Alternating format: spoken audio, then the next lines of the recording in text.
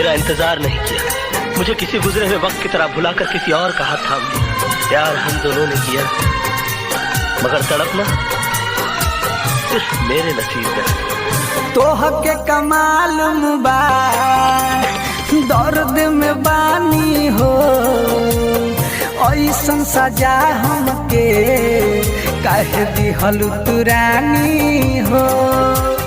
हमारा पका बीते इन तोहरा बुझाई हो, याद तोहर रानी हो मुँहल पजाई हो।